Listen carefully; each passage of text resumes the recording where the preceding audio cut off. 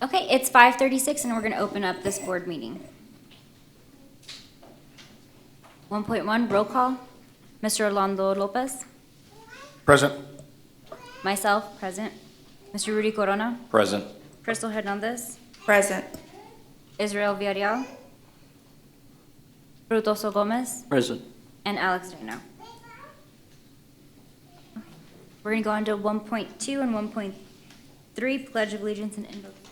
Oh, and Mr. Perez. Present. And Tony Torres. I'm present as well. Okay, thank you. Now we're moving on to agenda item 1.2 and 1.3, the Pledge of Allegiance and the invocation. Ms. Hernandez? The Pledge of Allegiance will be said by Juan Blanco III. He is a 10-year-old and is in the 5th grade at Judge Oscar de la Fuente Elementary. He is the son of Juan Blanco Jr. and Wendy J. Herrera. Juan loves coming to school, learning new things, and spending time with his friends.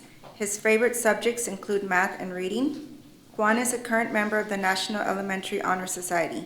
In his free time, Juan enjoys playing with his older brother Alan, his sister Caitlin, and his younger brother Dominic. Juan is passionate about football. He is a two-way starter in football for both offense and defense. Juan dreams of playing for the Greyhounds in high school, and his ultimate goal is to play college football at the University of Texas. He believes in dreaming big because if you're not going to dream big, why dream at all?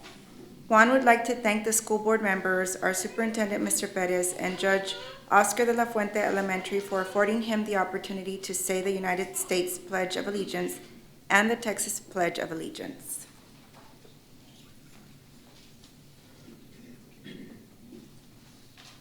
Our invocation will be said by Angelique Danielle Trevino, who is a student at Judge Oscar de la Fuente. She is the daughter of Isamar Trevino and Ramon Trevino. Angelique is known for her enthusiasm and commitment to both her academic and extracurricular pursuits. One of her favorite hobbies are reading books. Angelique is an avid basketball player, demonstrating her teamwork and leadership skills on the court. She enjoys participating in various school events, actively engaging with her peers and teachers. Angelique is always eager to lend a helping hand to her classmates and showing kindness. Her dream is to attend Harvard University, where she plans to major in law, combining her passion for justice and helping others with her strong academic skills. Angelique would like to thank the school board members, Superintendent Mr. Perez, and Judge Oscar de la Fuente Elementary for affording her the opportunity to say the invocation.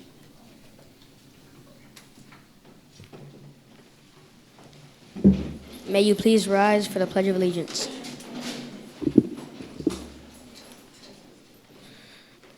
I pledge allegiance to the flag of the United States of America and to the republic for which it stands, one nation, under God, indivisible, with liberty and justice for all. Now for the Texas Pledge. Honor the Texas flag. I pledge allegiance to the Texas, one state, under God, one and indivisible. Please remain standing for a moment of silence.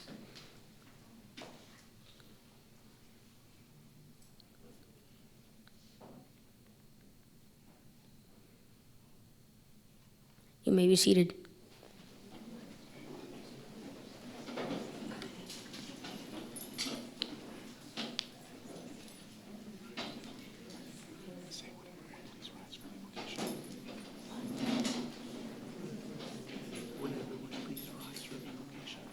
Okay.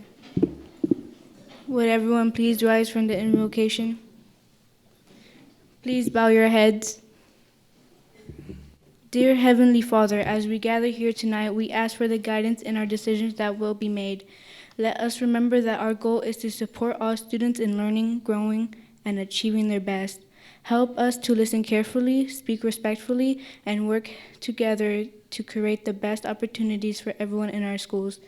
May we keep in mind that each choice we make has the power to positively impact our community, and may we always strive to do what's right for the students, teachers, and families we serve. In your name we pray, amen.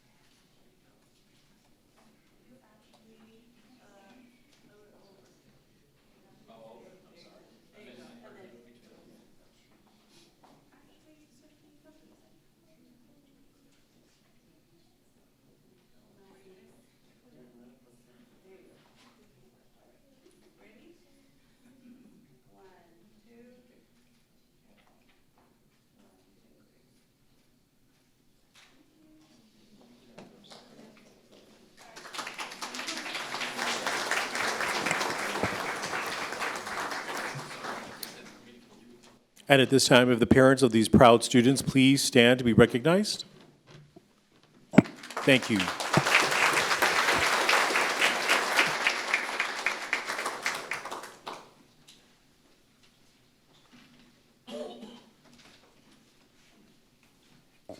The next agenda item will be special recognition, and this will be led by Mr. Luis Gonzalez.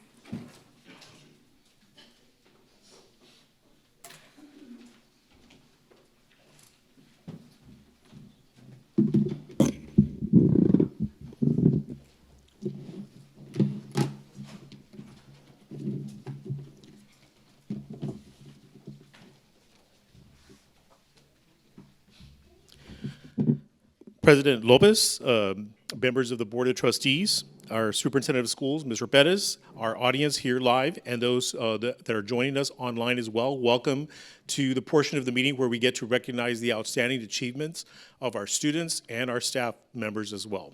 So at this time, I'm going to go ahead and turn the mic over to our Director of Counseling Services for our district that is going to have an outstanding announcement of some of the achievements of the students at San Benito High School, and then we will name those students, and they'll be coming up to be recognized. So at this time, Ms. Sandy Romeros, please come to the front to be introduce your students. Thank you.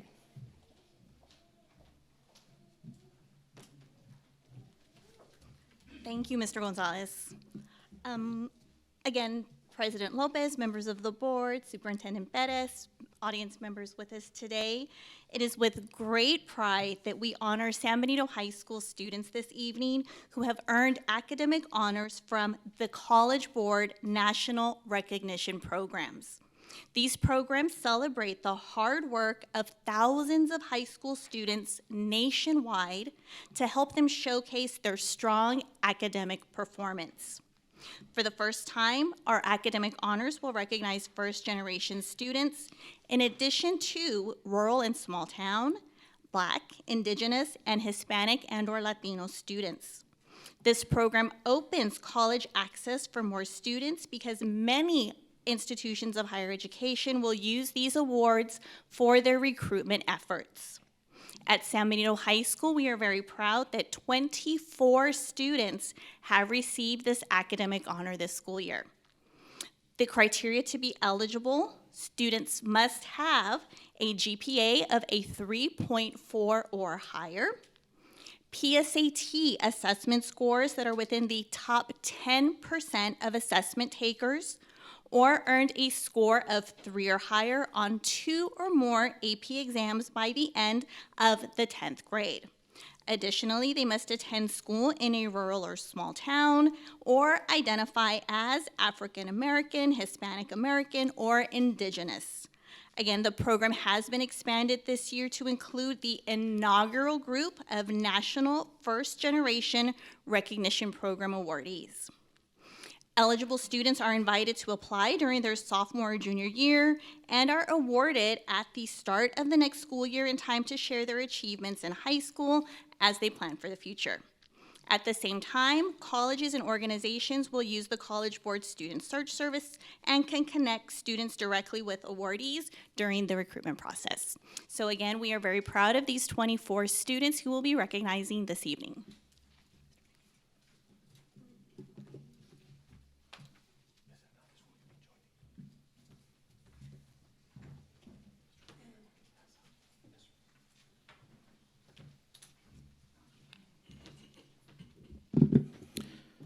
Okay, we begin our presentation of our outstanding students at San Benito High School with our first students, Nayan Aguilera.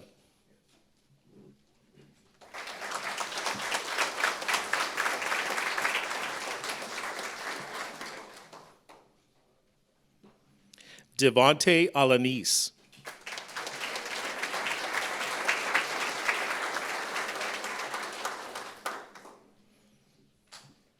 Aldair Arguelles Arboum.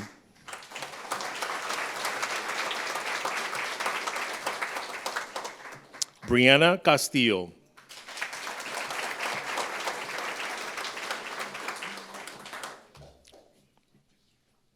Juan Castro.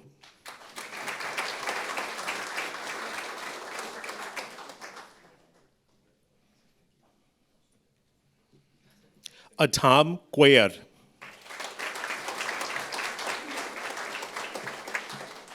Joanna Davila.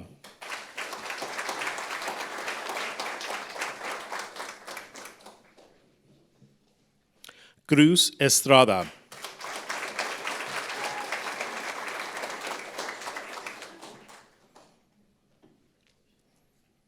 Emmanuel Gonzalez.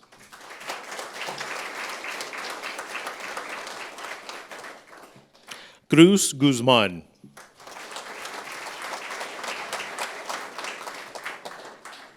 Kevin Harper.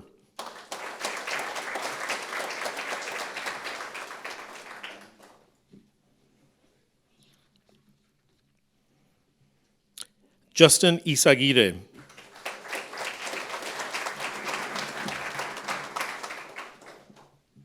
Alexis Carl.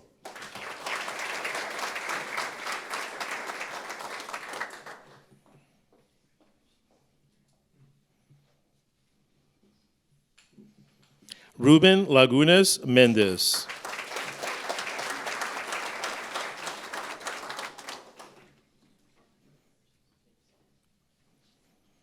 Jasmine Lara.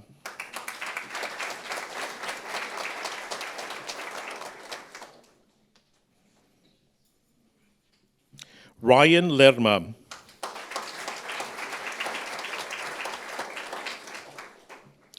Gabriel Lopez.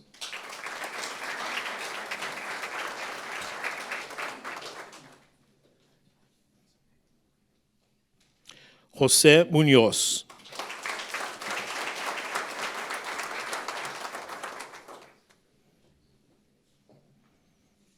America Pedraza.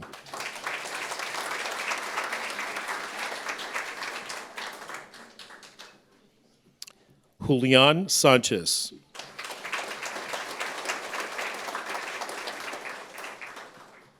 Abril Soto.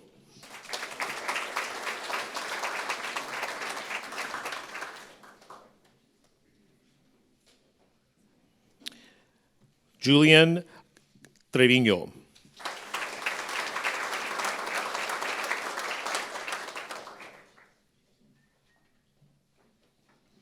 Sergio Velázquez.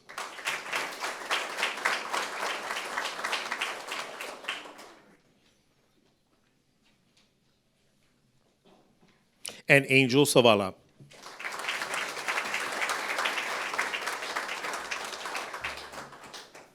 We want to recognize the faculty that is responsible for these outstanding achievements.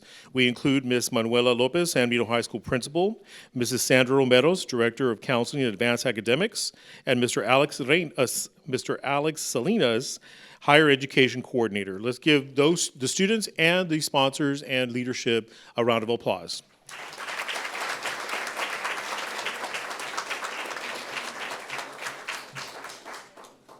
At this time, we'll break for pictures.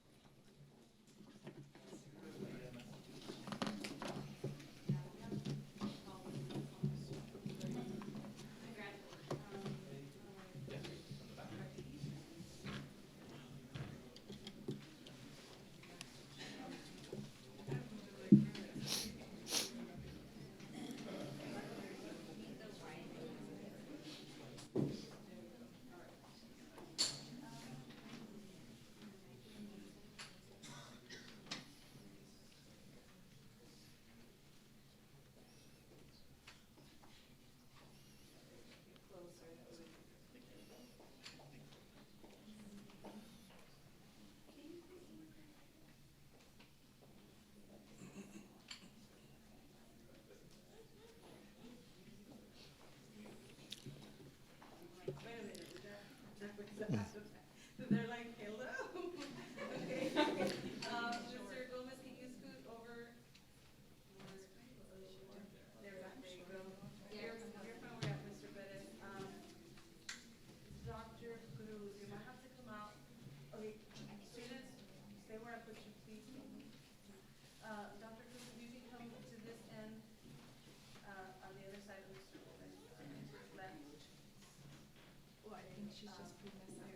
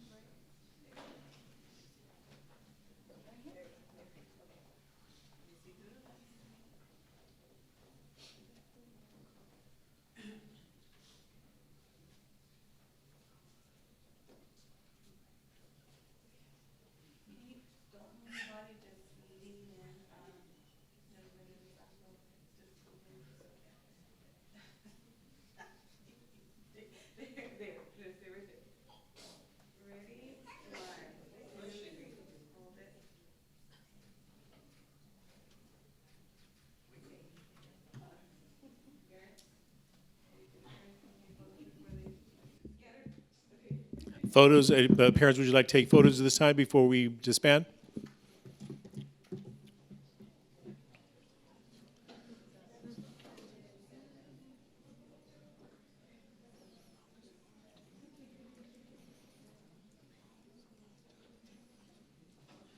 It's always a good thing when we don't have enough space for the outstanding accomplishments of our students, right?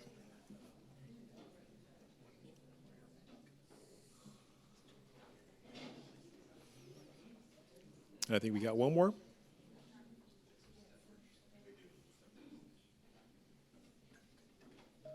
Okay, thank you very much. If the parents of these proud students, proud parents, please stand for these students and be recognized.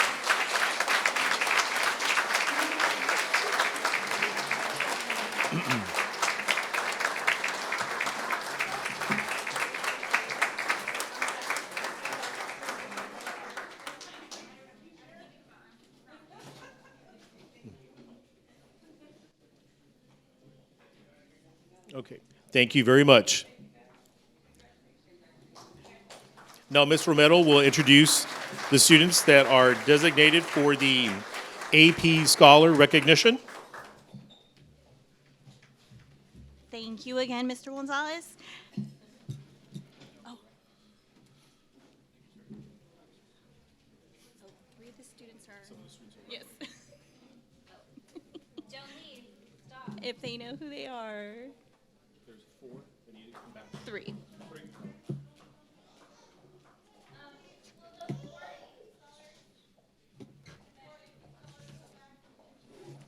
You know who they are?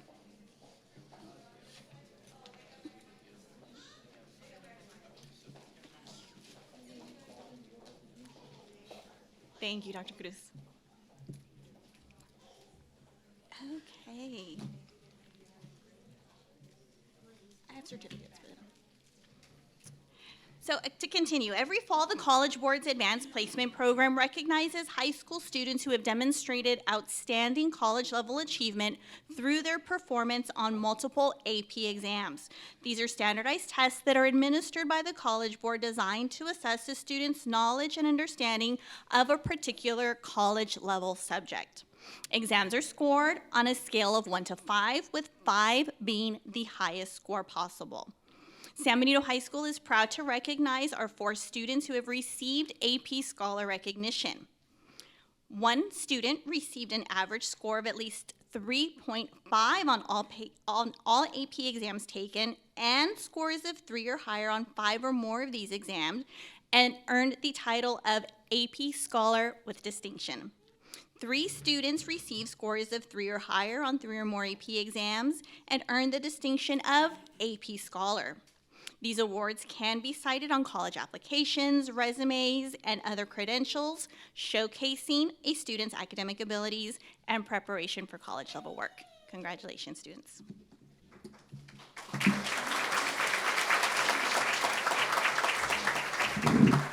The 4 students that achieved this great honor is Nayan Aguilera,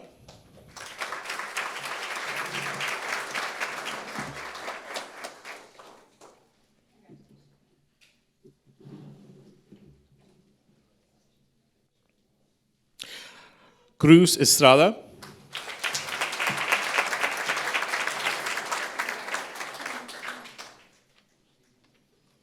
Ruben Lagunas Mendez,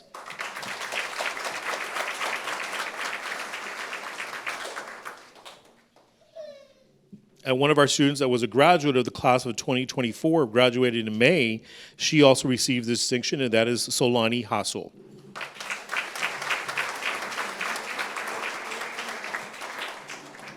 Again, we want to recognize the leadership of the high school, Mrs. Lopez, principal, Sandra Romero, director of counseling and advanced academics, and Mr. Alex Salinas, higher education coordinator that assisted these students in achieving this outstanding achievement.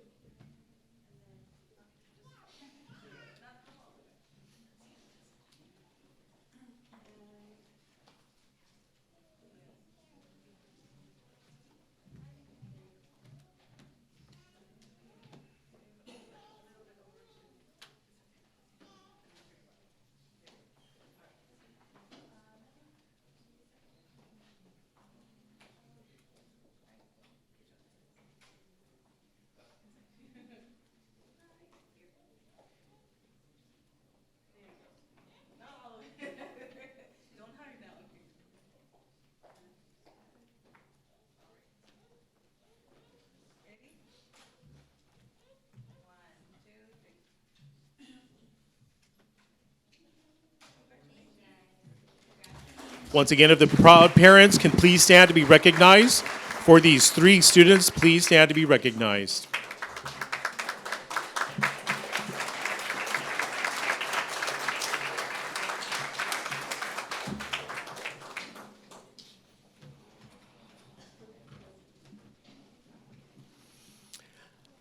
The next set of recognitions is going to be outstanding achievements from our San Benito High School band program, and in particular, the flute players and the flute members of the band that have achieved some outstanding achievements this summer.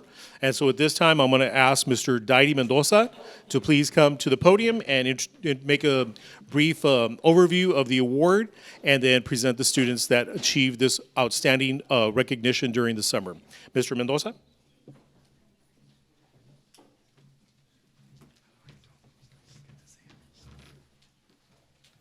Good evening, everyone. Mr. Pettis, members of the board, thank you so much for the opportunity that you have allotted for us to be able to introduce to you guys a project that is very dear to us here in San Benito, because it's something that started off here in San Benito, and we can't wait to be able to tell you guys about it. So we're going to introduce some young people from our band program from 7th, 8th grade all the way through high school, and these are just some of our flute players that participated. So we are going to do a 2-for-1 today. We're going to recognize them for 2 things. Number 1, they were selected to do a performance in front of a national audience in the National Flute Association convention in San Antonio this past summer. So they performed alongside 300 other flute players from the RGV, and also 100 more from around the world that joined them in performing a concert. And in addition to that, they were also part of a large-scale project called, in a national competition called Project Create, from the same organization of the National Flute Association. Ms. Rodriguez, their teacher, entered the students to both of these contests, and because of that, they were able to perform in front of a multinational audience, as well as be able to be a part of this large project. So we're going to start introducing the kids. We're going to introduce it, started with the middle schoolers first, and then we're going to move on to high school. So from Berta Cavazza, the 3 students we have here are Natalie Barker. Come on in, Natalie. It's her first time being recognized. And next is we have also from Berta Cavazza, Leila Bulnes. There you go. And Mayeli Hernandez.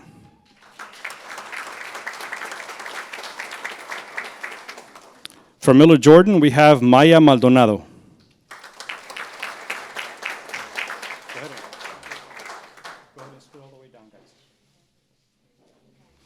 Also from Miller Jordan, we have Daniel Moreno.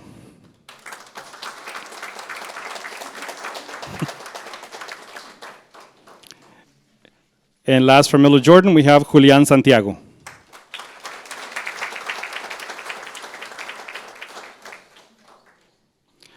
Our middle school students from Riverside, our first one up is Jocelyn Collazo.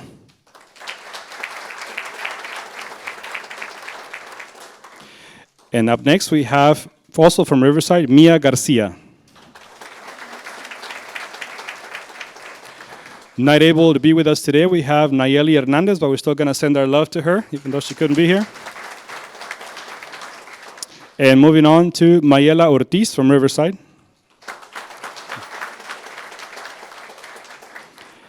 And our last middle school student is Kenya Valdez.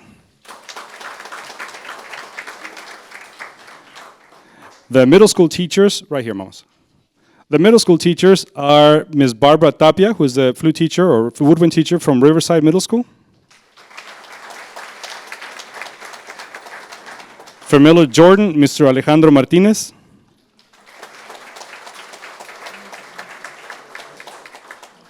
And from Berta Cavazza, Ms. Marieli Castillo.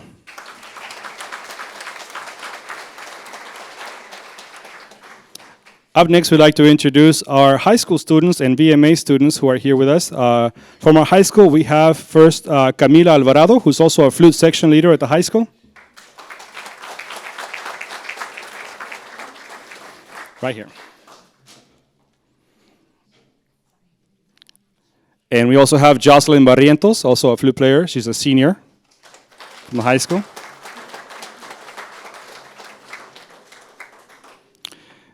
And up next, we also have Ruby Garcia from the high school. She's a senior.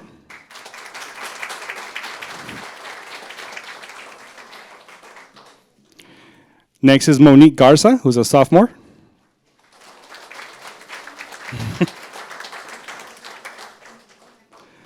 Moving on to Cecilia Hernandez, also from our high school, who's a junior.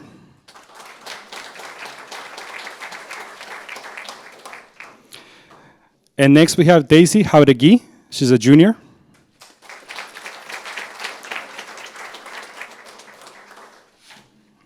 And Ms. Daisy Ochoa, also a junior and a flute section leader from the high school.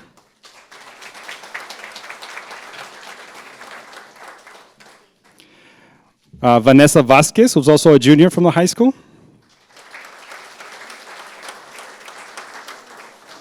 And our last one from our high school is Nicole Yado. She's a junior as well. From our VMA, Joaquin Munoz from the high school as well, excuse me, who's a junior.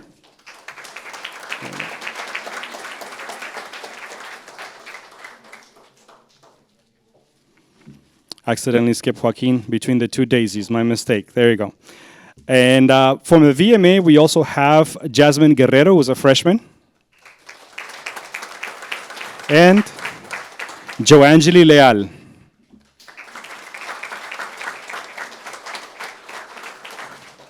We want to also take a moment to introduce their teacher, Ms. Dulce Rodriguez.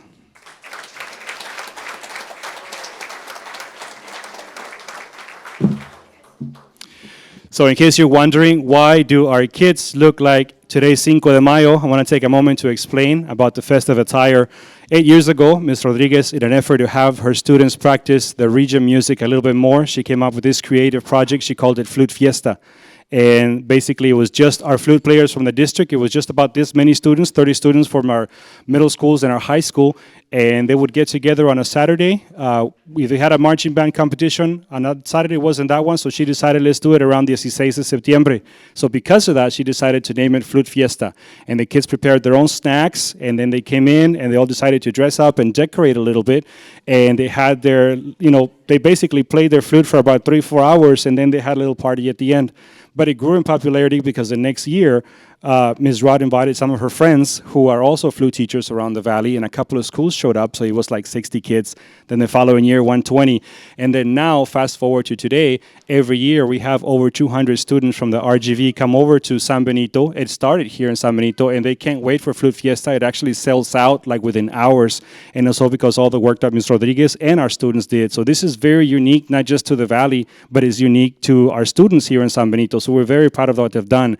In addition to them doing this for the RGV, Ms. Dulce Rodriguez took the recording from last year's performance and she entered them on a national contest called Create. And that contest was submitted to the National Flute Association. Well, in April, this project, Ms. Rodriguez and her project became a finalist, 1 out of 4 in a national contest. And during the convention, there was a vote done, and Ms. Rodriguez won first place for their Flute Fiesta contest. So congratulations to them.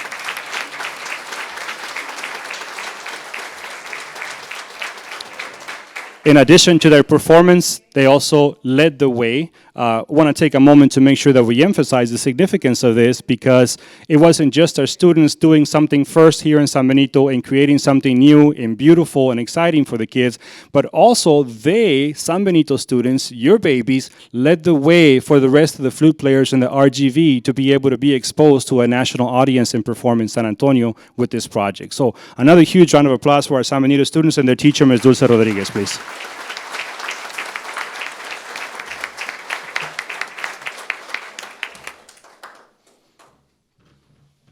Have to mention there was a prize of $2,000 for this project, which Ms. Rodriguez then went and put back into their account for Flute Fiesta so they can look for another venue, a bigger venue, and make Flute Fiesta even bigger next year. So another round of applause, please, because they just did that too. All right.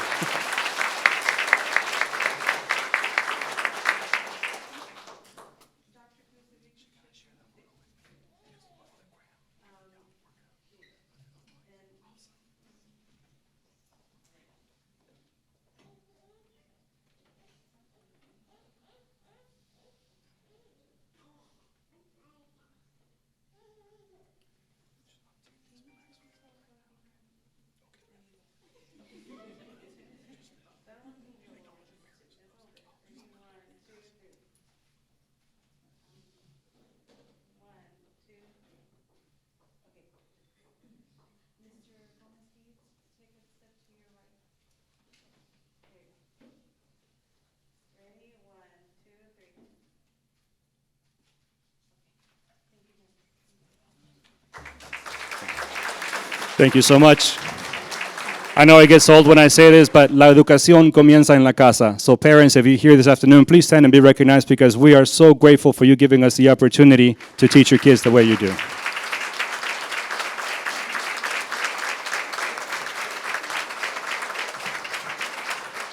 Okay, thank you so much for your time, members of the board. Mr. Perez, thank you so much for this recognition. We have to hurry because we have to go to marching band practice now. Thank you all so much.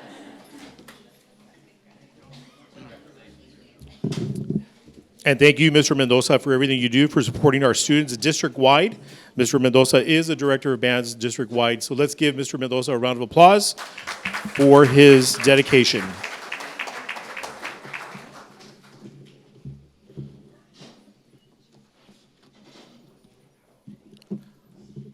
Our next student, I'm going to go ahead and call him in, and then I'm going to go ahead and make the announcement of his recognition. So at this time, if Mr. Israel Verial IV from San Benito High School, please come forward, please.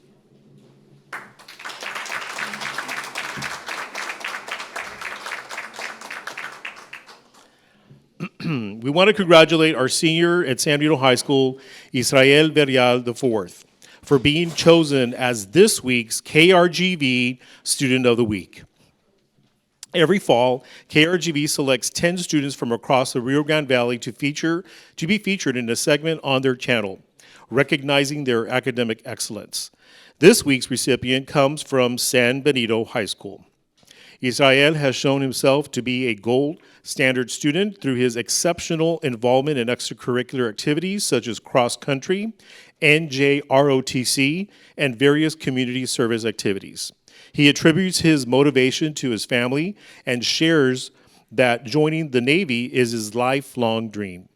The KRGV Student of the Week featuring Israel Verial IV will air tomorrow morning, Wednesday, September the 11th on Channel 5 on the program This Morning on Channel 5.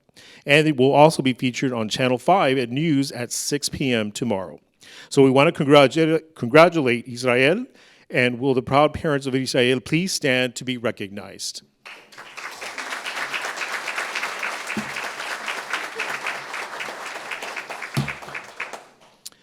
I was there during the taping when the KRGV came to tape last week, and I just want to commend Israel for being an outstanding, well-spoken, professional student, and it just shows the commitment that he has and the drive he has to be, and his desires he has in the future. So I see great things happening to Israel once he graduates from San Benito High School. So thank you for all you do for our students, for our school.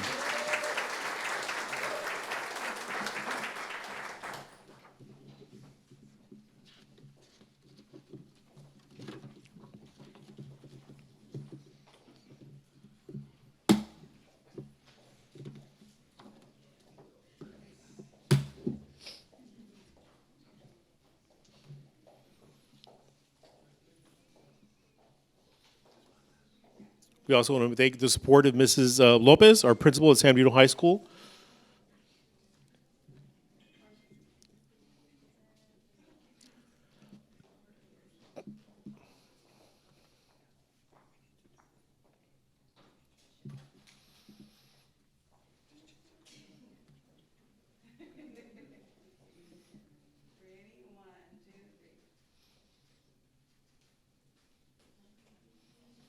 Thank you and congratulations.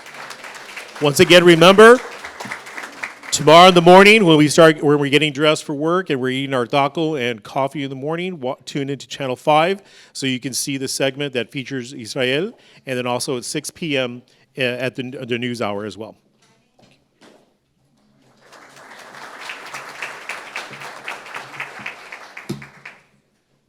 Thank you.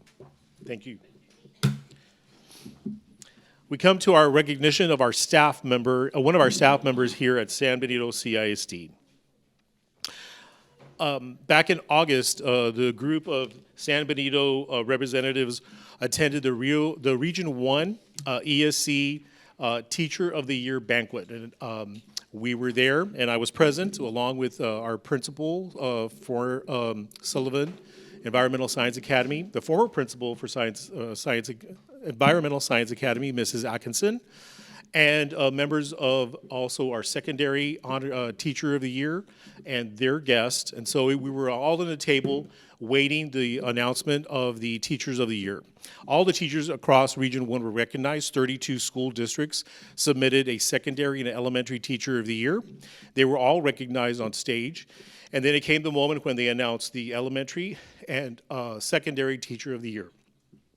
And when they announced elementary teacher of the year, our table went crazy. And this is the reason why. This year, Region 1 Education Service Center celebrated the announcement of the 2025 Regional Elementary Teacher of the Year on August 1st, 2024 in Edinburgh. Brianna Castillo, first grade teacher at Sullivan Environmental Science Academy, was selected as the 2025 Regional Elementary Teacher of the Year. She represented South Texas and 20 other regions, along with 20 other regions, in the selection process of Texas Elementary Teacher of the Year. So we want to recognize the great achievements of Ms. Castillo. This is an achievement that hasn't been awarded to San Benito teacher for almost a decade, if not more. And so this is a great accomplishment that shows that we have great teachers here in San Benito. So at this time, we can stand and recognize Ms. Brianna Castillo, our Region 1 Elementary Teacher of the Year.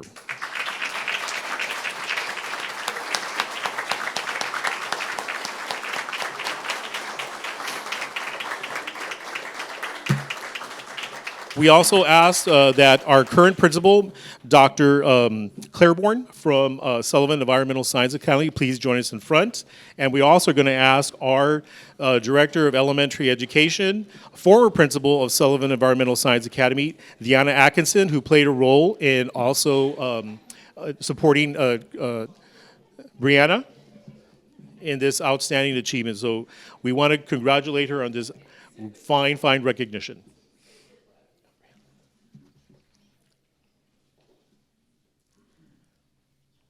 And I apologize, Brianne Castillo, not Brianna Castillo.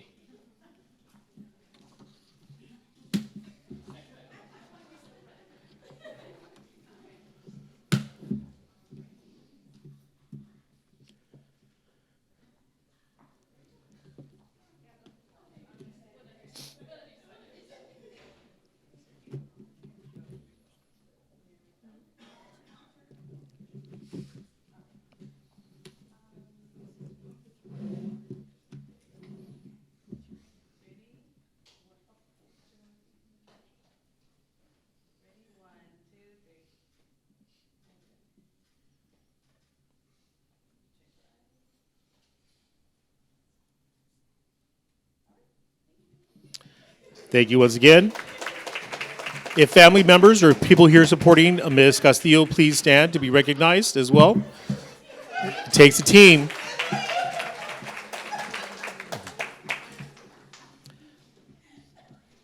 Members of the board, Superintendent Bettis, that concludes our outstanding recognitions for the accomplishments of some of our students and staff here at San Benito CISD. Thank you.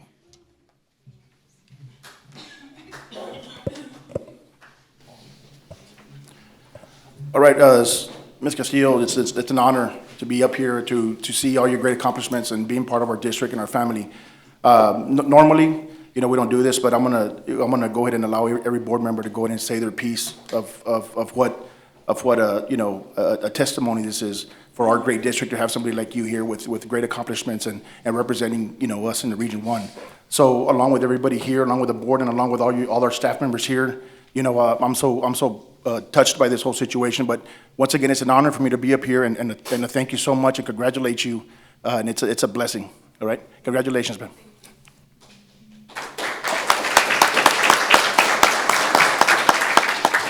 Once again, congratulations. Like Mr. Gonzalez said, this is the Region 1 Teacher of the Year.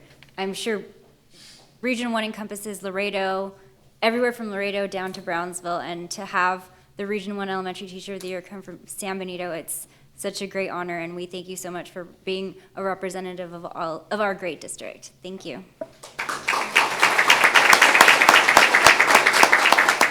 Once again, congratulations, and thank you for being part of the SBCISD and representing us. Thank you so much for all your accomplishments.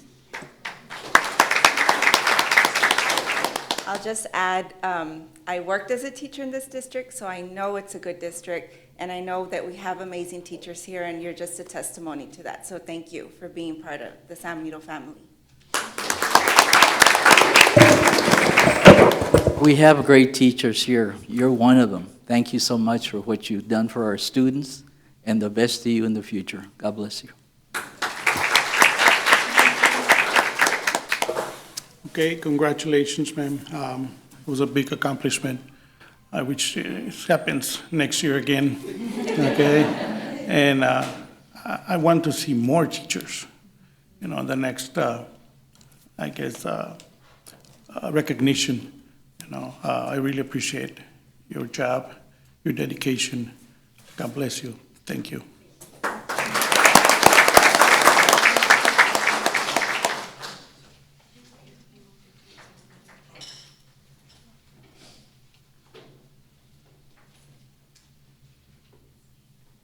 Okay, next on the agenda is public comment. I'm going to pass it over to Ms.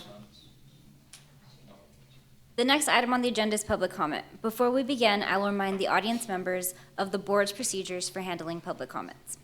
The public comment portion of our meeting is available to members of the public according to the following. At regular board meetings, the board shall permit public comment regardless of whether the topic is an item on the agenda posted with notice of the meeting. At all other board meetings, public comment shall be limited to items on the agenda posted with notice of the meeting. Anyone who would like to speak during public comment must sign in prior to the start of the meeting and list the topics they want to discuss. An individual's public comments to the board shall not exceed 5 minutes per meeting.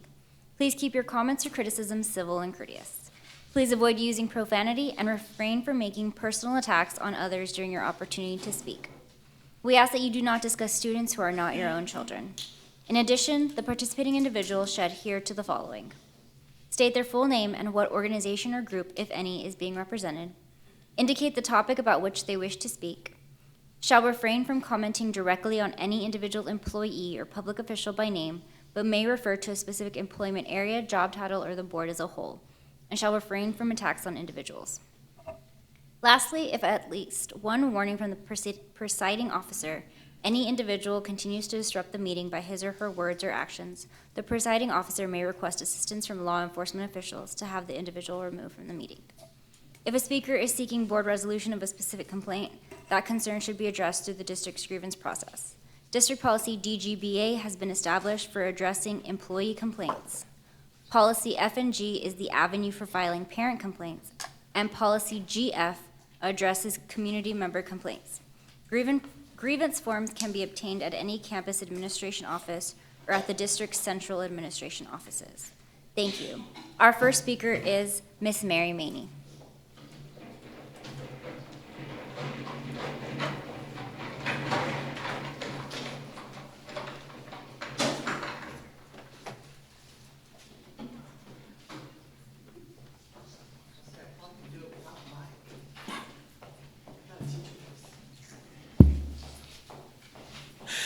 Good evening, Board. Superintendent Perez, President Lopez, and everybody else and community. My name is Mary Maney, and I am a math teacher at San Benito High School. I have been here for 10 years now. It's a good accomplishment. I wanted to start off by saying, again, thank you. One major thing of a thank you is I was looking at the compensation plan changes that we're doing, the proposed increase in pay for our substitutes of all the vital necessities like custodians and maintenance and bus drivers and bus monitors. Thank you, because we need all the help we can get, and because it's hard. When we have somebody out, everybody has to double up or triple up trying to cover the area. So if that helps get us more people in, great things will become from that. So thank you very much for that. Also, we've had a lot of talking about, San Benito and some of the other areas around here. I really hope that we can make them understand just how special San Benito is. We just saw the flautist with their national, from a little group all the way now to national program, where they're performing nationally. We've got 24 AP the College Board recognitions, 4 that are scholars. So we've got all this good stuff going. We just got to get it out there where people actually are hearing it a little bit more. The fact that we've got the Region 1 Teacher of the Year, and we've got one of the 10 Student of the Weeks. I mean, we're starting to show off some really good stuff we've got. Now, on the other side, the fact that you kind of slipped in those 19 hours of videos that we all have to watch, it would kind of be nice if we got our $500 Christmas stipend. Starting now, I know it's September, but that gives me 3 months, okay? Just as that, because it's 19 hours of work outside, and you guys kind of got our hopes up that we didn't have to do it because it was 2 weeks late getting out. So if you could, we would like that $500 stipend. But also on an end note, I have been having to do a lot more going in and out of campus this last couple of weeks. Security are the guys that they are out there directing traffic and getting us in and out of those schools in a not really backed up, nobody getting angry at each other. They need some recognition on what they're doing to make our days even better on that. We've already got cafeteria workers putting out the dinner things for the after-school program. So just again, a thank you for all the little people that nobody else really thinks about. We depend on, but we kind of forget to recognize them. So thank you very much. Have a good day. Thank you. Our next speaker is going to be Ms. Rosalinda Garcia.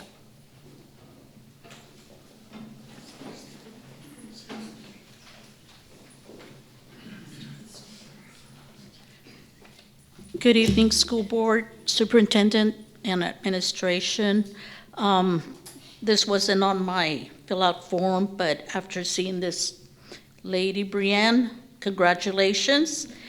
And yes, we do have a lot of, through the years, we've had a lot of very accomplished teachers.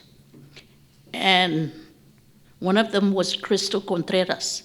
She got a huge recognition. This was years back. I don't forget.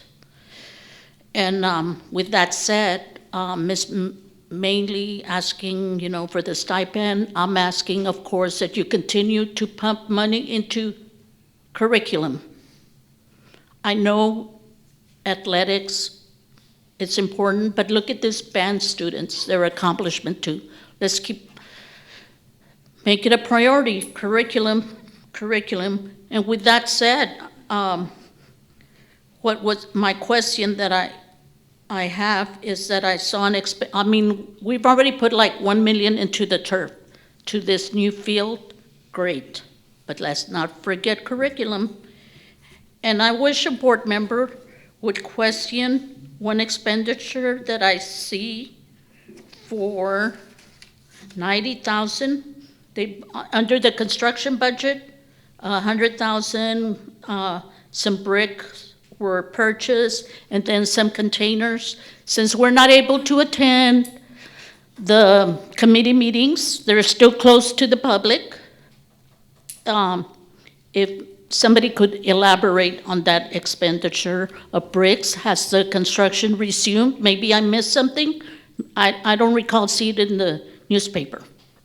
Thank you. Thank you, Ms. Garcia. Our next public comment will be Mr. Jaime Gonzalez.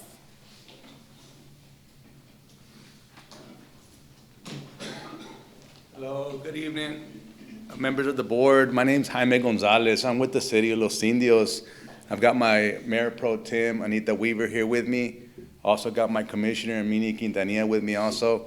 And we're here in behalf of, to ask the board, distinguished members of the board, President Mr. Lopez and the rest of you guys. I don't know if you guys know, but back in the 1914s, the city of Los Indios constructed that school system.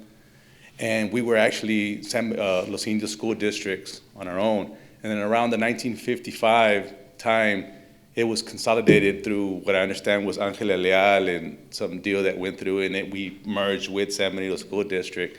So, even after that, so the school district was Los Indios at first, and it started off as Los Indios. Apparently, the property is still in y'all's possession, and we're here to ask to give that property back to Los Indios that was originally Los Indios and was merged. And so that's what we're here. We're here to put a face to the ask. I don't know if you guys heard this, but I think it's very important for the future of the citizens of Los Indios, and also for the future of this. Well, our students go to this school. The other students from our area go to this school, so we are San Benito also. So keep that in mind, and that's what we're here to do, and we're here to show support.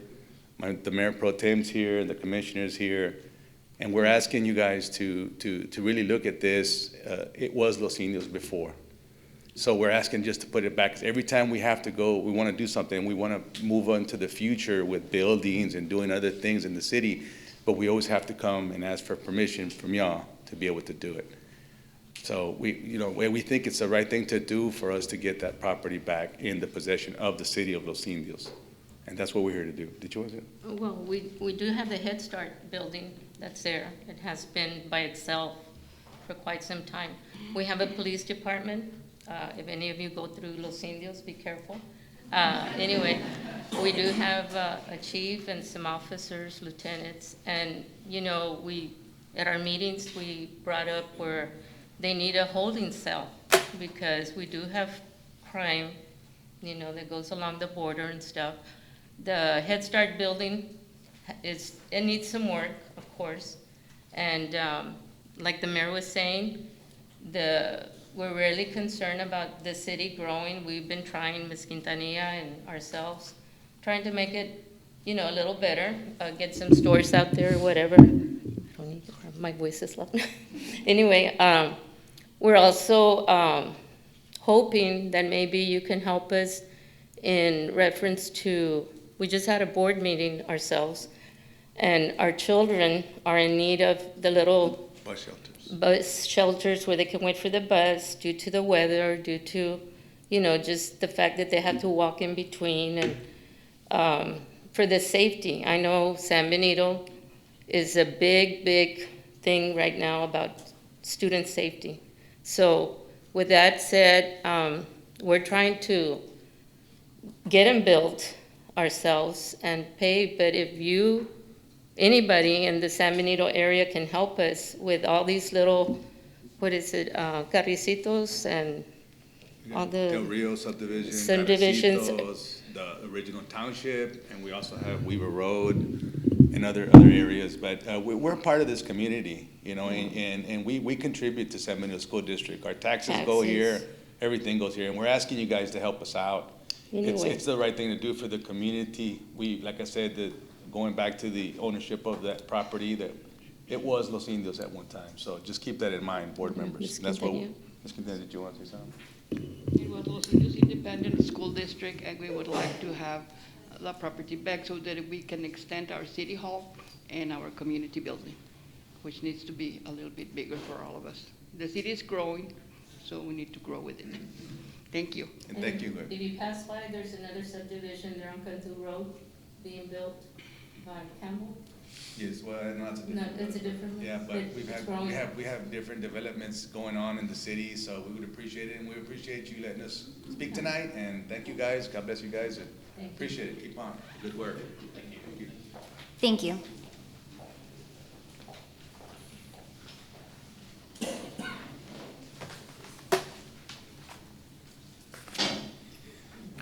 All right, let's move on to agenda number 5. 4. Oh, I'm sorry, 4. Superintendent report, sorry. Mr. Pettis? Good evening, everybody. Thank you all for being here. I think this week we had a couple of concerns that I really wanted to just take this time to address a concern that's been going on in our district and surrounding districts this past week. So we are taking as much time as we can to speak to parents, to speak to students. But I want to address a very serious and critical issue that has come to our attention, an issue that affects not only our school district, but our surrounding school districts. That issue is the making of terroristic threats by students. Firstly, let me make it clear, threats of violence, whether made in jest or in earnest, are not just bad jokes or harmless pranks. They are grave matters that can have serious repercussions for everyone involved. Our primary concern is the safety and well-being of every student, staff member, and visitor in our schools. San Benito CISD has a strict policy regarding threats of violence. Students found making such threats will face disciplinary actions that can include suspension, expulsion, and permanent records that can affect their future educational and employment opportunities. Beyond school consequences, making a terroristic threat can lead to legal action. Law enforcement will be involved, and students may face criminal charges. This could result in criminal record and have a long-term effect of their future. We are committed to maintaining a safe and supportive learning environment for everyone. We take all this threats seriously and will not tolerate any behavior that jeopardizes the safety of our students and staff. We also believe in the power of education and dialogue. We will be working closely with students, parents, and staff to educate everyone about the seriousness of making threats and the impact it can have. Parents and guardians, I reach out to you. Please speak with your children. Let them know the importance of reporting anything they hear, read, or see. If you hear or see something that concerns you, please report it immediately. And lastly, engage in open conversations with your children about the seriousness of making threats.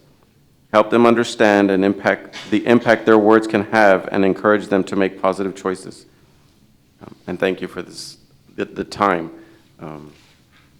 You know, it was a difficult week because, you know, of what happened in Georgia this past week. So, you know, a lot of our students have that fear of coming to school, and, you know, it's our job as educators and as parents to, you know, we want our students to be the safest they can be, the most comfortable they can be, you know, so, you know, we take this seriously. And lastly, I do want to just let everybody know that on Thursday at 5:30 at Dr. Garza, we will be having our first meeting, our first town hall meeting.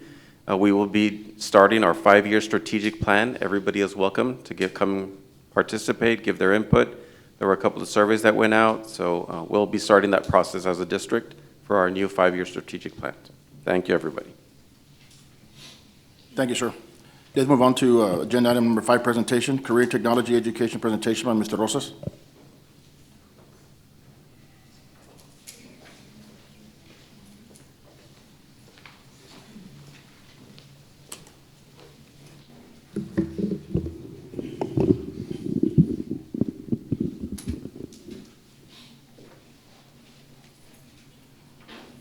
All right, good evening, everybody. Board President Lopez, Superintendent, members of the board and audience. I've been told to keep it short and sweet. I will announce to you, I am neither short or sweet, just fluffy, okay?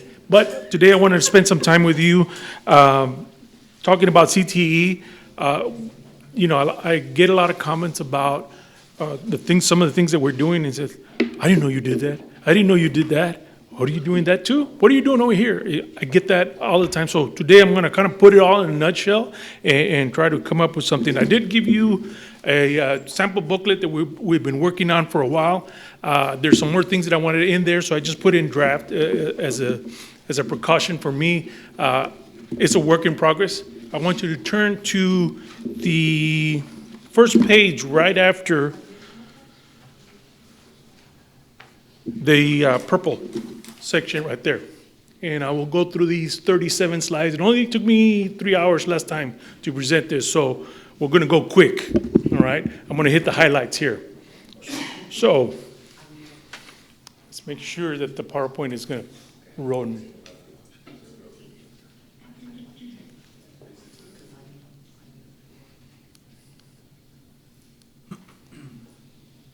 Might have to escape and then start it up again.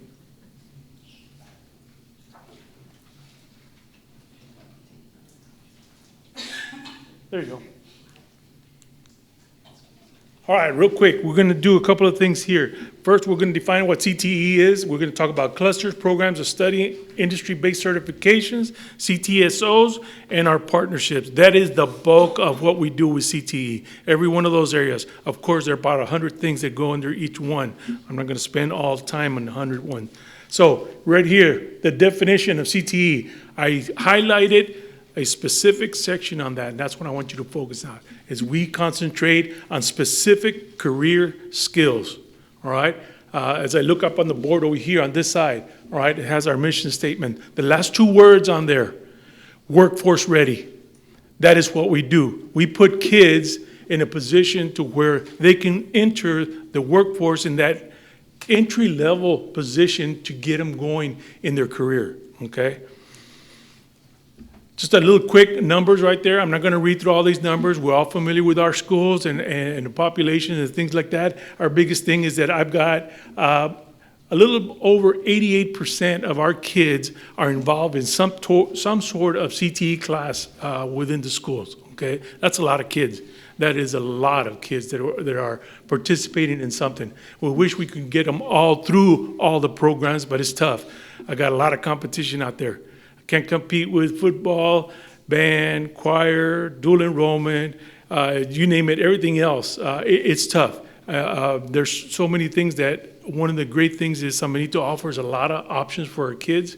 And, you know, we work through it, okay? But what we get through our offices and our classes, we get them through them pretty good. I do want to mention, I do have a total of about 60 teachers that I oversee in the whole program. This is through middle school and the high school. Career clusters. Now, when we talk about, you know, why don't you offer this, why don't you offer that?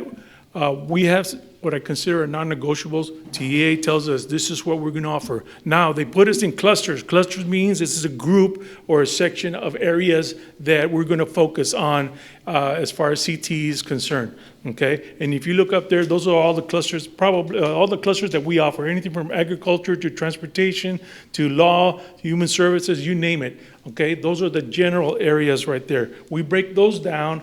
Oh, before I do go on, one of the things you need to consider is that while TA also tells us we have all these clusters that we can choose from, based on enrollment, San Benito should offer at least 6 clusters, okay? In our case, we offer 12, okay, of what is out there. There's some big school districts that are bigger than ours that offer the 6 because of our enrollment. But you know what? We offer quite a few more from there.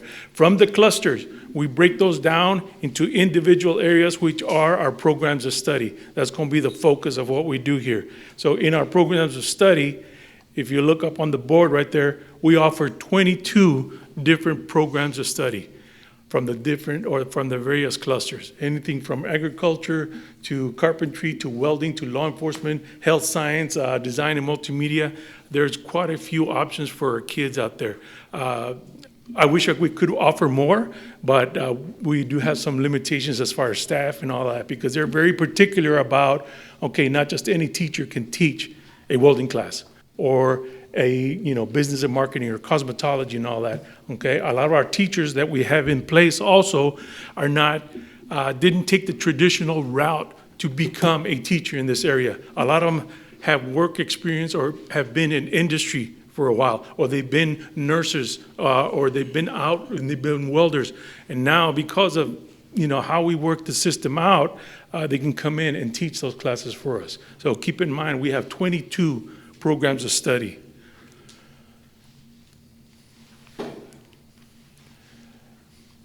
In the booklet, you're going to find some pages that look like this. Again, we noticed that we have career clusters, programs of study, and of course the courses. The next part is under each program of study, we offer specific courses, okay?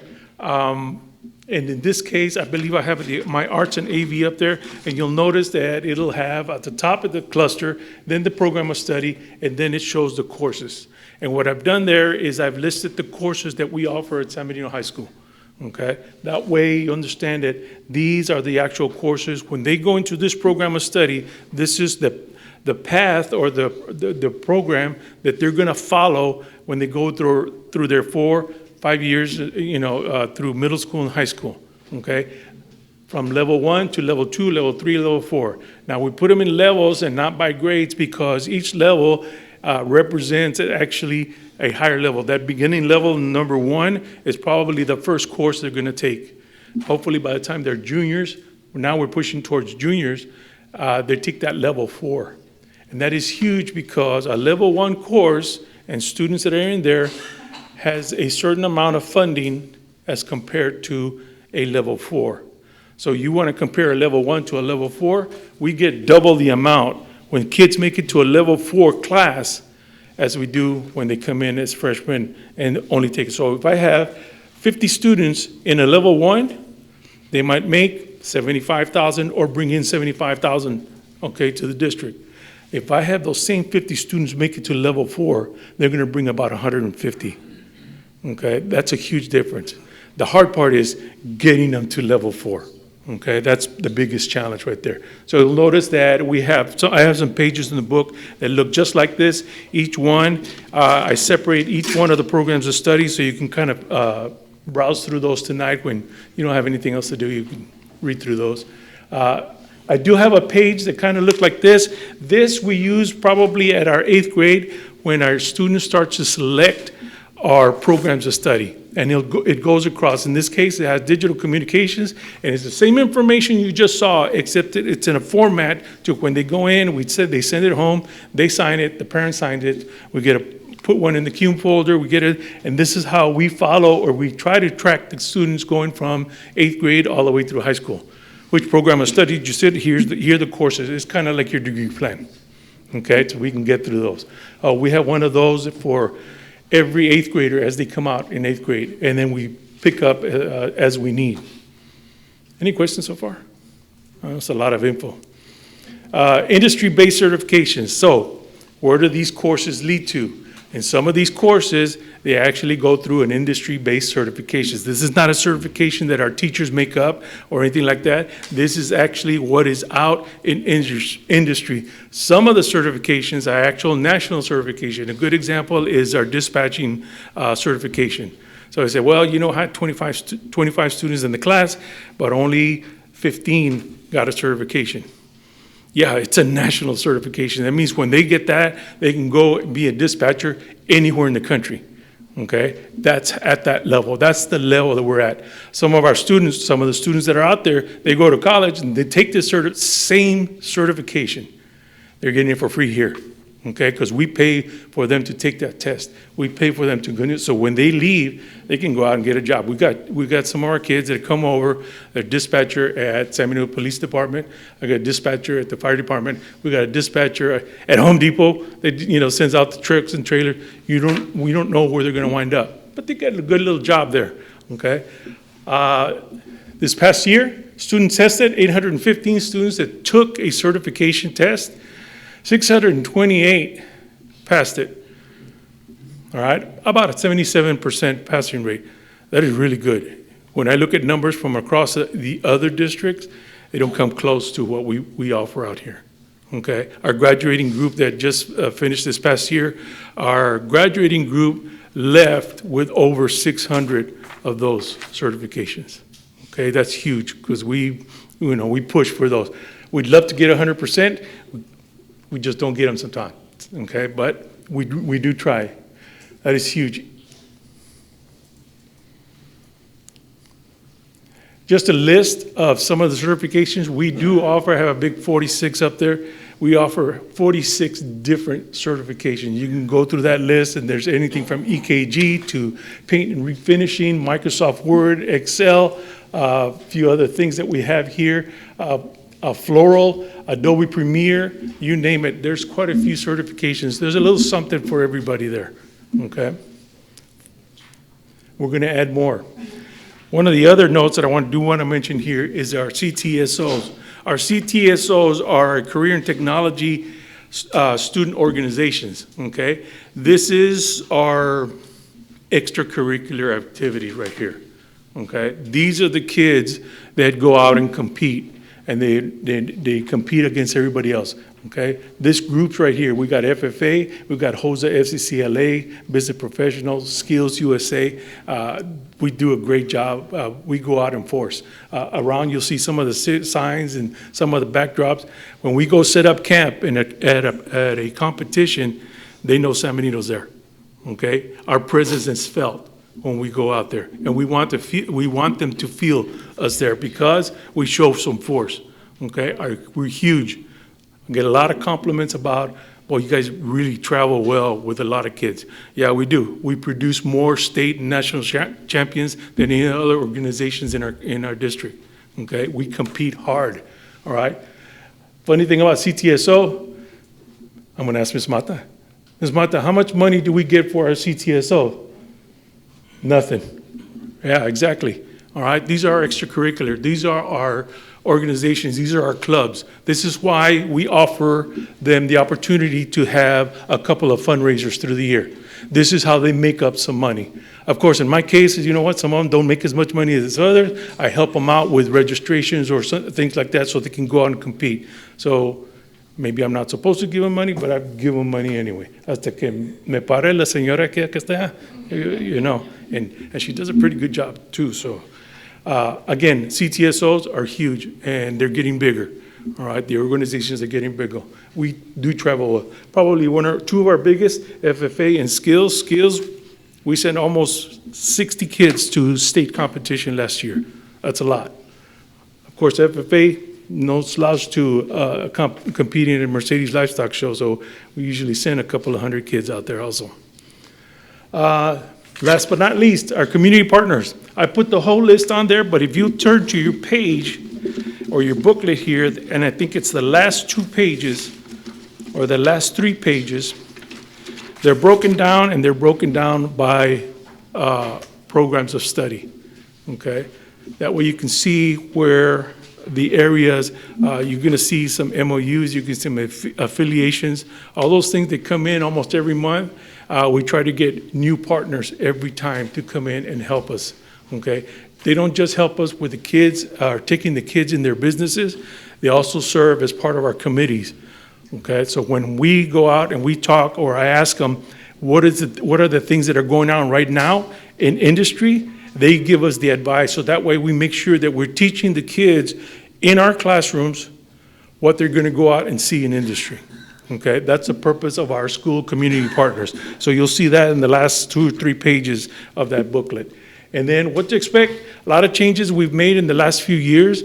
I've had the pleasure of being here, I think this is my 4th year now, and we've tweaked quite a few things. We have moved staff, we have replaced staff, we have staff that has retired, and we've, focused on some other areas. Biggest adjustment, we've moved some classes more towards the middle school and at VMA. So I'm moving teachers now. They're traveling from the high school to VMA to offer at least 1 class over there so we can get more of our 9th graders, because we were tending to lose them between 8th grade and 9th grade because we weren't offering as many courses at the 9th grade. So we've made some changes, and I think the numbers are going to start to increase quite a bit. Some of the teachers are assigned over there, 9th graders. One of the things that we added this year, small engine repair, basic collision repair. We're moving away from the basic class that we offer and going straight to the hands-on. Okay, we want the kids to start welding at 9th grade. We want the kids to start working on small engines in 9th grade. Okay, we want them to get excited about it, because they'll get in there and they'll get bored of looking at the book or reading out of the book and all that. We want to give them the hands-on. We're also double coding some of our courses between VMA and high school, meaning that we'll have a group at 9th graders. Let's say I get 8 or 10 9th graders, and we'll throw in 8 or 10 10th graders or 11th graders, all right? So we can have the classes build up, because sometimes those kids either missed out somewhere along the way. I said, you know what, let's give them a chance to catch up and offer them that class. So we'll double code a class, okay? Updates, we're looking at the future, updating our facilities. Those of you that went to school here in San Benito, it's the same shop that I went through when I was there, okay? And I graduated back in '81. So some of our shops are needing a little bit of upkeep, and we try to keep it up as much as we can. We do a great job. Our maintenance department does an awesome job. I call them and ask them, they're just finished painting all the floors at our auto body. Looks sharp, okay? Looks really good. And every time we ask them to fix something, they come in and take care of it, okay? Can't talk about that too much. A couple of things for next year. We're already looking at an engineering program. We're looking at cosmetology, adding possibly a barber section to that.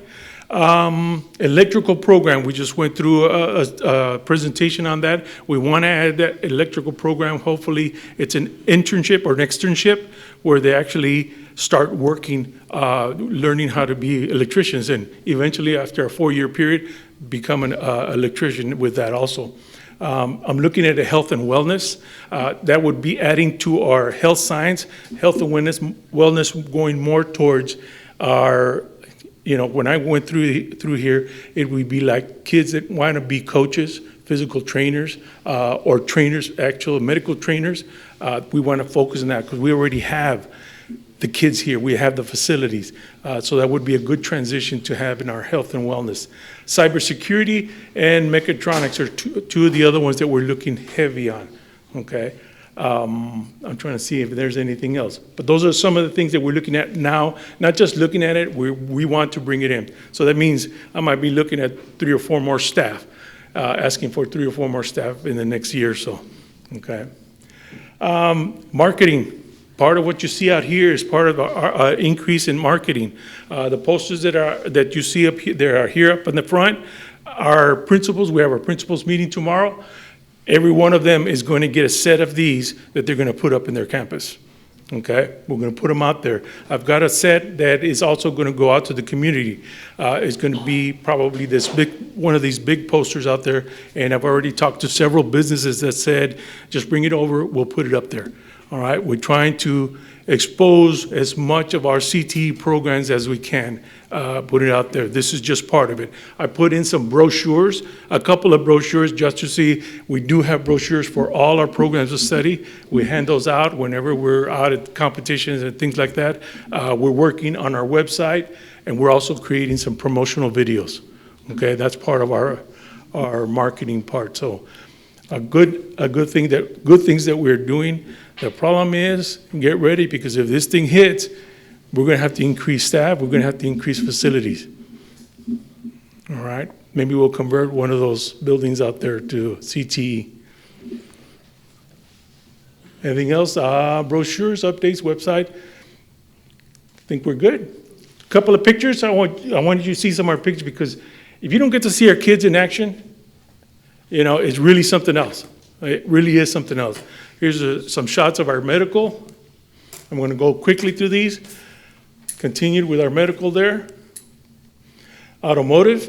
I do like to highlight our ladies because, sometimes when we get some of our ladies in our non-traditional fields, it's really nice to have them there. And they can compete just as well as the guys. Arts, AV, and technical. Our construction. Welding, of course, our culinary. And that's the last of my slide right there. This is, we are San Benito, and this is what we do. All right, y'all have any questions? Fire away. I don't have a question, sir, but I have a comment. First of all, I think it's a great idea to start these programs a lot sooner, so we can see how we can capture these kids and maximize on the skills. And also, on the finances as far as that's concerned. But more importantly, I think that, just watching these, slides, I don't think we watch them enough. I think our parents need to see them. I think our community needs to see what great things that are going on here and continue to expose our kids to the, to the technical things that are going on around us, sir. So I know your program's great, but we always strive to be better. And I think we need to continue moving this in the positive direction, but also let the parents know and the kids know what's coming. And give them those opportunities to get their feedback on the parents and so on and so forth, So, but I commend you so much and your staff, sir. It's a great thing to see that, the technical aspect of it, because it's very, very important, especially here in this area. Thank you all so much, and thank you all for your support on this. Thank you. I know that throughout various things that go on, we have all, or personally, I've encountered like nurses and CNAs that have come through our CTE programs, and it's really like you see the need for that here, and unfortunately if we don't grow our own, then our communities are the ones that are left behind because we don't have those services. So I'm glad the district is moving forward. I'm glad we're starting this early, and I'm glad we're trying to get as many kids involved as we can, because this helps out so much to our parents that they don't have to pay for these types of courses. They already come out of high school, they have their certification, they can start working right on day one after graduation. Exactly. So, Exactly. I think the more that we promote this to our students and the more we promote it to our parents as well, I think they need to be involved and get to know, because college is great for a lot of these kids, and a lot of these programs have that good fundamental that'll get them through their college courses that they need. But for some of the kids, once they get their industry-based certification, they just hit the ground running and they move up from there. So that's really good to hear as well.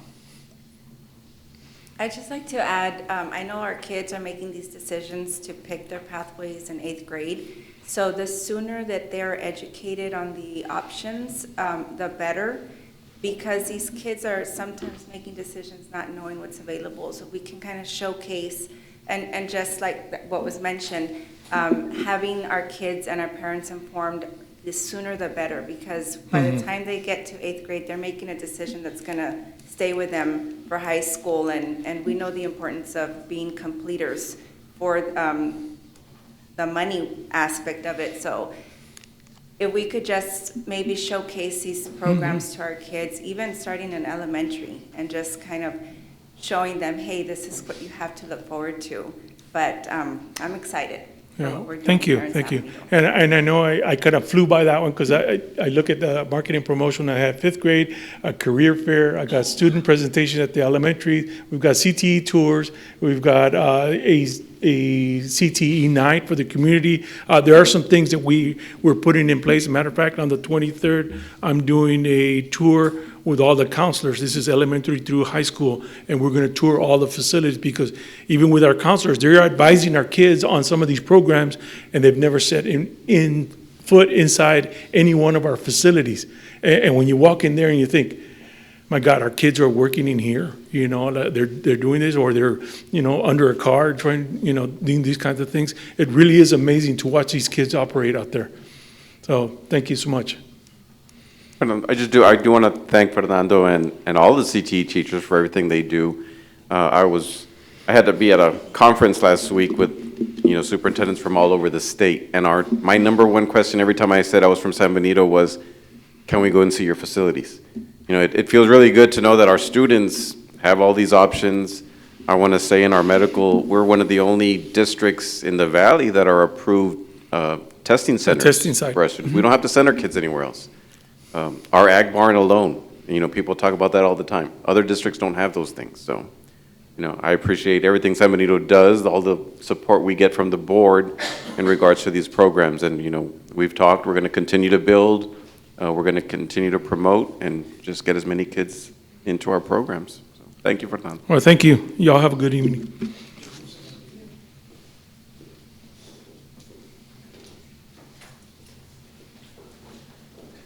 The next portion of the meeting will be the consent agenda items.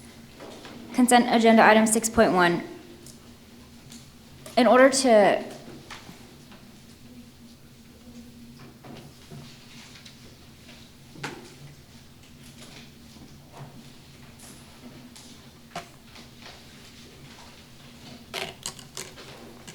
to promote efficient meetings, the board may act upon more than one item by a single vote through the use of consent agenda.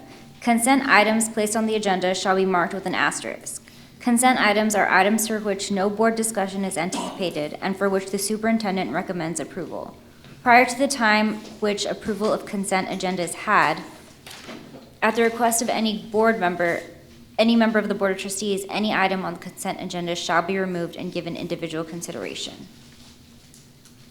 Agenda item 6.1. Request for approval of the San Benito CISD Student Handbook for the 2024-2025 school year. Question?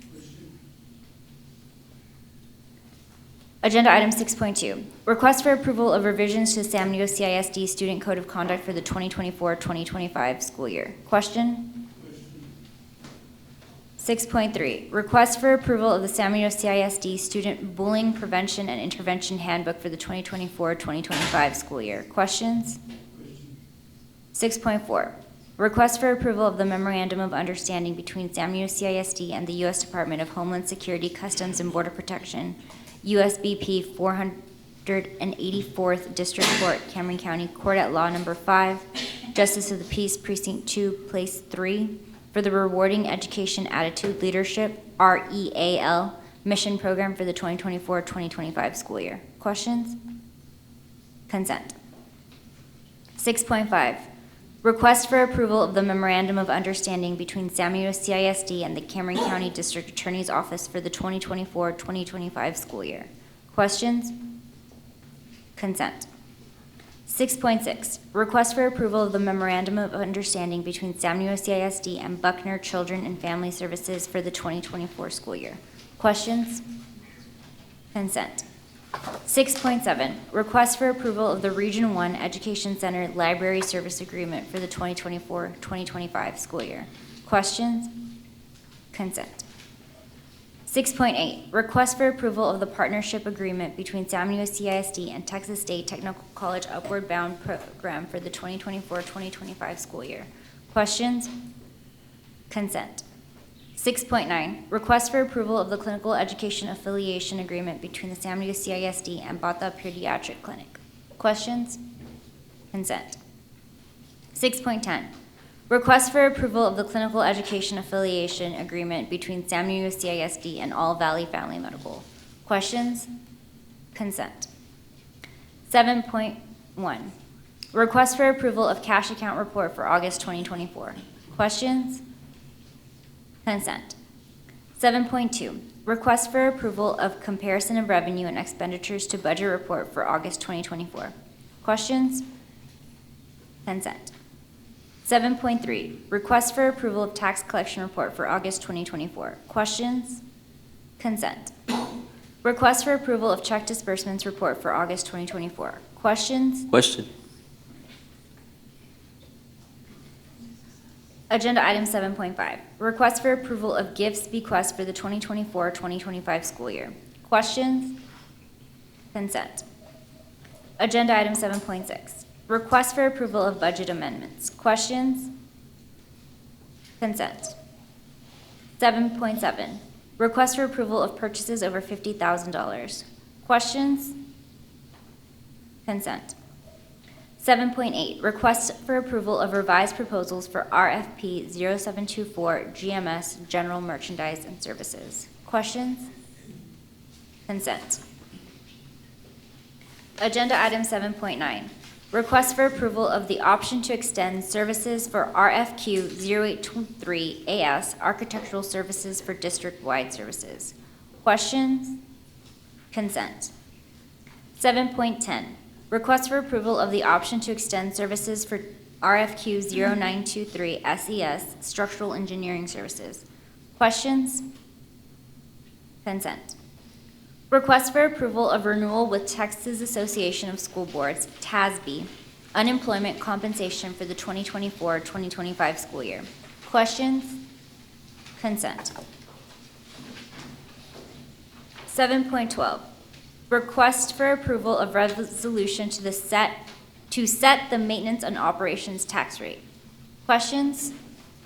Consent. 7.13, request for approval of resolution to set the interest in sinking tax rate. Questions? Consent.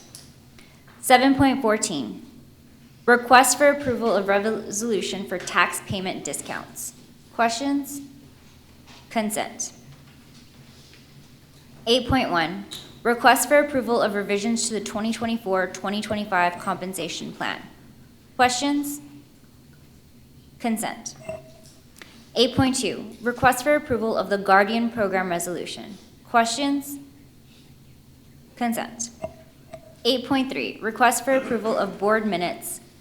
Questions? Consent. At this moment, I'd like a resolution to approve agenda items 6.4 through 6.10, 7.1 through 7.3, 7.5 to 7.14, 8.1 to 8.3. So move. Second. I've got a motion by Mr. Rudy Corona and a second by Crystal Hernandez. All those in favor? Motion passed. Okay. Going back to agenda item 6.1. It's going to be request for the approval of the San Benito CISD Student Handbook for the 2024-2025 school year. Mr. Dana? Yes, I'm gonna put all three items I'm sorry? together. I'm gonna, Okay, so we're going to go into agenda item 6.1. 6.1, 6.2, and 6.3. Agenda item 6.1, request for approval of the San Benito CISD Student Handbook for the 2024-2025 school year. 6.2, request for approval of the revisions of the San Benito CISD Student Code of Conduct for the 2024-2025 school year. And agenda item 6.3, request for approval of the San Benito CISD Student Bullying Prevention and Intervention Handbook for the 2024-2025 school year. Mr. Dana. Thank you. I have, I guess my question, my concern is why we're approving or asking for approval on these three items were you're supposed to be done in summer. I mean, we're already at the end of, when we're in the middle of September, you know, a lot of these, some of the parents, they're already asking for the student code of conduct, and they haven't received it. And this is why, you know, I have a question. Mr. Edisudi, do you know why we haven't done it? Why they didn't receive this on summer before? But they've actually been approved. Yes, I remember we approved it. Yeah. They've been approved. And they're online. They've been online since, now when we do any kind of revision, we have to bring it back to the board. And I know that Mr. Edisudi's had a committee, correct, sir? You want to come up? Come up. I know that the bullying prevention is probably the one that we didn't approve in the summer. Yeah, we didn't approve that in the summer. But the other two had been. And Yeah, I know on the bullying prevention, they're adding a 4-step questionnaire. I apologize for hesitating, but normally I wait to have, be asked to come up. And so thank you for that. Good evening, Board of Trustees. Good morning, good evening, Board President Lopez and Superintendent Perez. So the question, Mr. Reina, if you wouldn't mind, what was that again? No, sir, I wanted to know why, you know, we're getting these three items done. Right. In the middle of September. Well, and I think Mr. Perez alluded to a meeting, and I did have a meeting on, if I'm not mistaken, August the 21st. I do know that I had been informed that TASB had made some recommendations to the Student Code of Conduct. So not just being able to make the changes and upload that, because that's not part of what was approved, it would have to come back to the board. Regarding the bullying, I believe you're right, Mr. Perez, that I went back to 2014, and I could not find an agenda item where that had been approved. Again, that's a document that you guys need to be aware of, and so we need that approval. Regarding the student handbook, being a little different from the Code of Conduct, I became aware that we still had the 23-24 that had been approved. The 24-25 had not been approved, and so that's why you see the item asking for your approval. Now, the new items, what I have included at the bottom is that if for any reason something were to happen where it's not approved prior to the school year, the current handbook is fully in effect until the board decides, that they're approving a revision. So I kind of became aware of that. So on August 21st, I put together a committee to address the Code of Conduct, the student handbook, and the bullying handbook at the same time. And who's part of this committee? Let me take a look real quick here. Part of my committee, there was representation that I asked from each of the secondary campuses and the elementary campuses. The elementary campuses, I asked for 2 campuses. They did not send a representative. There were other things that were happening. I believe it was MTSS at the time. As far as representation, the principal from Riverside was there, principal from BC was there, principal from Miller Jordan was there. We had a principal from VMA, and then we had a representation from the high school as well. Previous committees have consisted of different members. Initially, the first committees were January the 8th of 24, and there were 15 individuals that attended. April 11th was the second meeting, I believe for the code of conduct, there were 10. Again, April the 11th in the morning or afternoon, the handbook was looked at. There were 5 people that participated. April the 12th was the bullying handbook. There were 6 people. And April the 18th, there were 3 people for the student code of conduct. So final recommendations weren't finalized. So that's why I wanted to make sure that I did and get it to you all as soon as possible. Mr. Idisuti, you said one thing a little while ago, that we had not approved the Code of Business Conduct, but that had been approved. July the 27th, July 22nd, I believe, of this year. But not the approvals with the updates that were being recommended by TASB. Right, the updates come in afterwards. That's why we're barely approving it now. It's not that we missed it, it's just the updates came in later past our board meeting. Okay. So Well, it comes to this board meeting, correct? Well, I'd have to go back, but I do know that there were several administrators that were in touch with TASB. One administrator had a question specifically that another administrator reached out to TASB. Now, I understand what you're saying of the updates coming later, but I still didn't feel comfortable with just making that update, seeing that it wasn't approved with the updates on there. I understand that. What I'm Okay. saying, though, we did approve it. It's not that we hadn't approved the Code of Business Conduct, though. The code of conduct was approved, the student code of conduct was approved on the 22nd of July. Right, my understanding, you were saying, though, it only was approved for 22-23, not 24-25. The student handbook, Oh, the student handbook. correct. The student handbook, what I did to address parent concerns is that I left the 23-24 published. And so now that you're getting the 24-25, because of the committee that got together on August the 21st, once and if you approve, then I can go ahead and publish that. Again, what I've done is on these handbooks is indicated the first page, because parents may have questions. You know, hey, wait a minute, this is for 23-24, does this apply? So because we sometimes work with unknowns, what I've done is I put something on there saying, this is in full effect until there's at such a time that the Board of Trustees approves a new instrument, a new document. Thank you, sir. Okay. Thank you.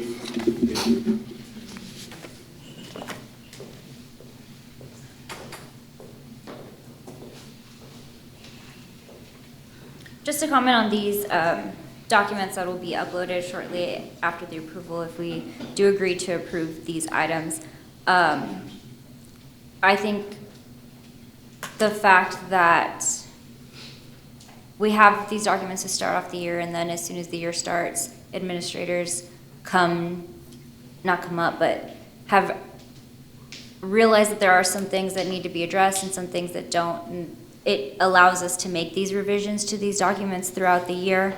Obviously, we don't want to be revising this every single month, but there are certain things that the beginning of the school year teaches us that we do need to come back and take a look at and see if these are things that the students need.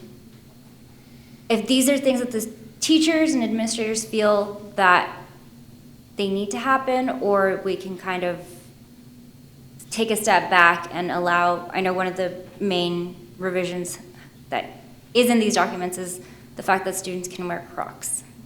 So are we gonna fight the students and pull them out of class, keep them from learning, or are we gonna let them wear Crocs? And these revisions come with recommendations from the administration, and we really appreciate the administrative teams and the teams in the schools, teachers, letting us know exactly what we need to make changes to. So I appreciate that. And then this bullying prevention intervention handbook, I really hope that everybody takes the time to look at it.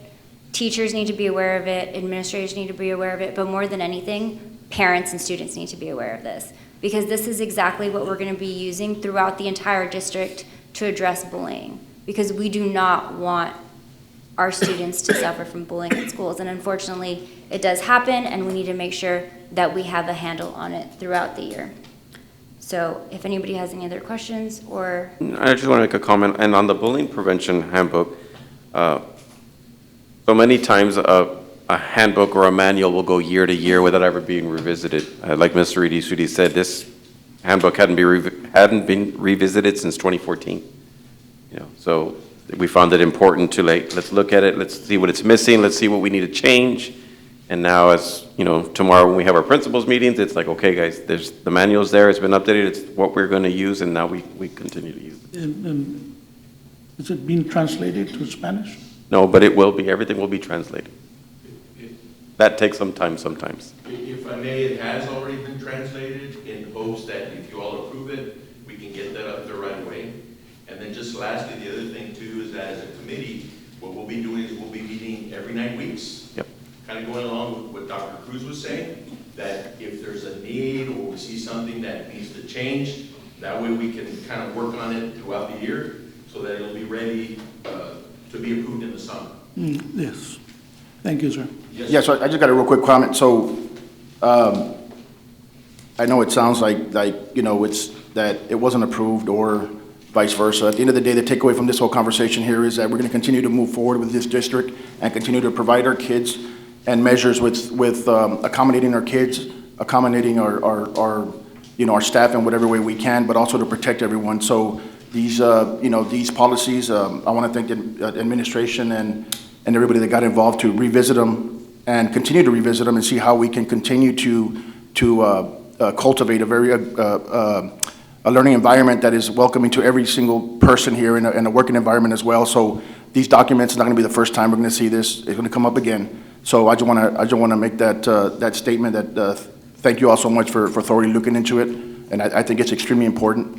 And as you can tell, the board members are very passionate about this. So thank you all so much for bringing it up. I appreciate it. Thank you all so much. I just want to add one thing to that.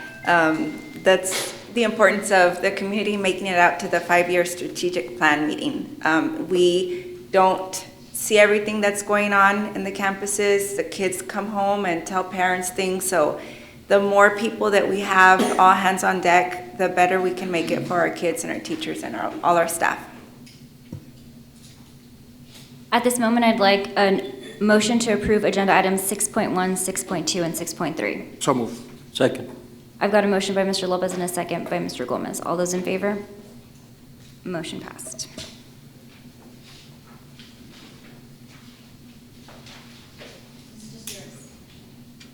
No. Okay, question on agenda item 7.4, request for approval of check disbursement report for August 2024. Thank you. Thank you. I have a question on this, for the check disbursement on this particular item. I believe it was approved by the board on the 22nd. And can we get one of the SMAT or someone to kind of explain it, so the public or people that are concerned about it can hear what that check was for? Are you asking specifically about the check for the bricks? Yes. Ms. Mata? That's a check that we issued based on board approval in July 2024, I believe. The background to it is that the price for the brick was priced at $19.20, and the vendor had it sitting there.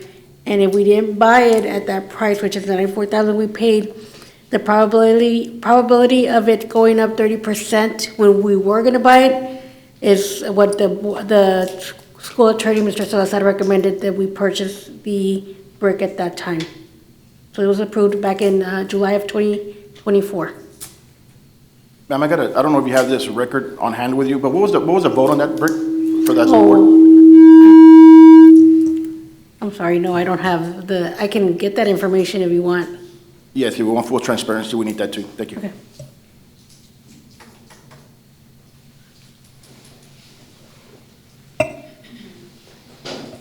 So just a comment on that brick as well. So we purchased it at a set price, and because we hadn't paid for it, we purchased it at a set price several years ago, and because we hadn't paid for it yet, they were about to do the adjustment to the price that it would be today. So that is why that check had to go out there for the full transparency of everybody.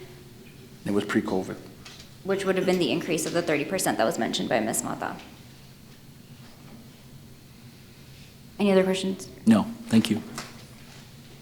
And with that, can I have a motion to approve agenda item 7? Motion to approve. Okay, and a second. Second.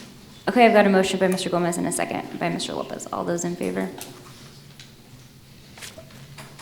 Motion approved.